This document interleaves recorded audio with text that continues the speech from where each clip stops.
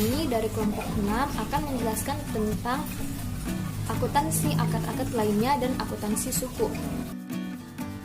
Di sini saya Indah Permatasari akan menjelaskan tentang akuntansi akad-akad lainnya. Yang pertama-tama yaitu pengertian dari akad. Akad dalam bahasa Arab yaitu al-aqd, jamaknya yaitu al-uqud, yang artinya adalah ikatan atau pengikat. Kemudian dalam terminologi Islam, akad adalah suatu pertalian antara penyerah, yaitu yang disebut dengan ijab, dan penerima, yaitu yang disebut dengan qabul, yang dibenarkan dalam syariat Islam yang akan menimbulkan akibat hukum terhadap suatu objek. Ada banyak jenis-jenis akad. Yang pertama yaitu akad syarf. Akad syarf ini adalah yaitu penambahan, pertukaran atau transaksi jual beli. Syarf di sini yaitu transaksi jual beli antara satu valuta dengan valuta lain. Dalam akad syarf ini sumber hukumnya yaitu al-hadis. Kemudian bisa dilihat di sini ada beberapa jenis akad syarf.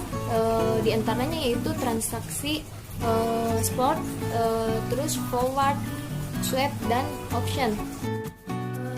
Jenis akad yang kedua yaitu akad wadiah. Akad wadiah di sini yaitu akad penitipan, yaitu penitipan suatu uang ataupun barang dari pihak penitip kepada pihak penerima titipan.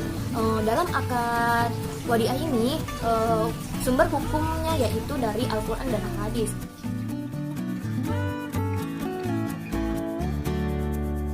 Baiklah, terima kasih atas kesempatan yang diberikan kepada saya. Di sini saya akan menjelaskan mengenai akad al-wakalah.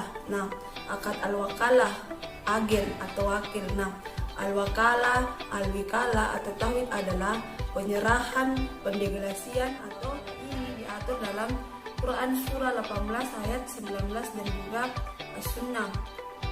Rukun al-wakalah itu ada 3. Yang pertama, antara itu akad al-wakalah dapat dibatalkan apabila yang pertama ini pihak yang diberikan mandat meninggal dunia atau kehilangan akal.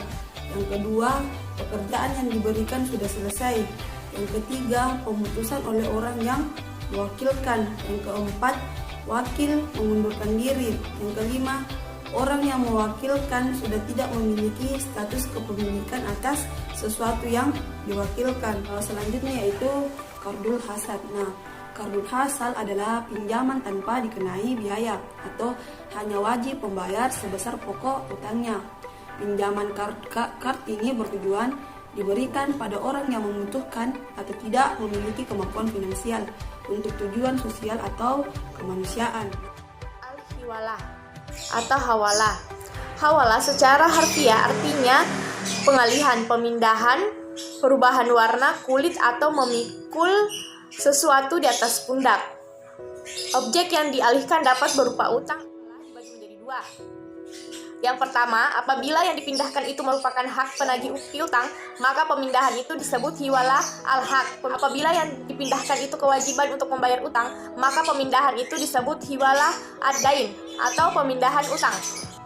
Ran yaitu menahan barang sebagai jaminan atas utang.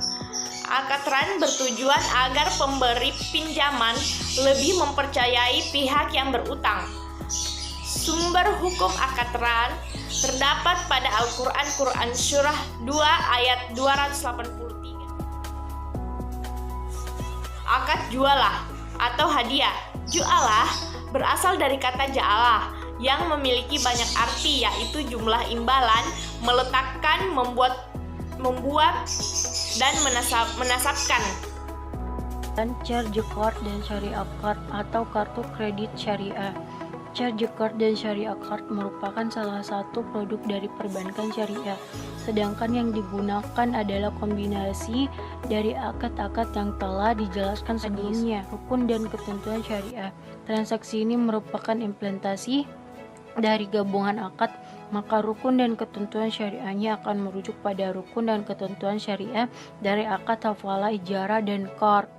Perlakuan akuntansi. Transaksi ini merupakan implementasi dari gabungan akad, maka rukun dan ketentuan syariahnya akan merujuk pada perlakuan akuntansi dan akad, hafalah, ijarah, dan qard Hasan PSAK nomor 59 dan 51. Akuntansi suku.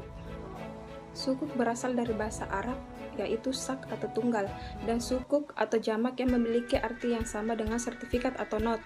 Jadi, sukuk adalah sebagai sertifikat dari nilai yang mempresentasikan setelah menutup pendaftaran, bukti terima nilai sertifikat, dan menggunakannya sesuai cara rencana. Pun karakteristik sukuk. Yang pertama, merupakan bukti kepemilikan suatu aset berwujud dan hak manfaat. 2. Mendapat berupa imbalan atau kupon, margin, dan bagi hasil sesuai jenis akad yang digunakan. 3. Terbebas dari riba, garar, dan maisir. 4. Penerbitannya melalui SPV. 5. Memerlukan underlying aset. 6. Penggunaan proses harus sesuai dengan prinsip syariah. Jenis sukuk. Yang pertama, sukuk ijarah. Kedua, sukuk mudarabah. Ketiga, sukuk musyarakah. Dan keempat, sukuk istisna. Saya akan menjelaskan beberapa hal yang harus diperhatikan dalam transaksi obligasi syariah untuk menghindari terjadinya dualisme surat utang dan investasi. Adapun beberapa hal yang harus dijaga dalam transaksi obligasi syariah yaitu yang pertama, tidak memperjualbelikan obligasi syariah dengan harga diskon. Yang kedua, memperjualbelikan hanya pada harga nominal pelunasan jatuh tempo. Dan yang ketiga, likuiditas obligasi syariah.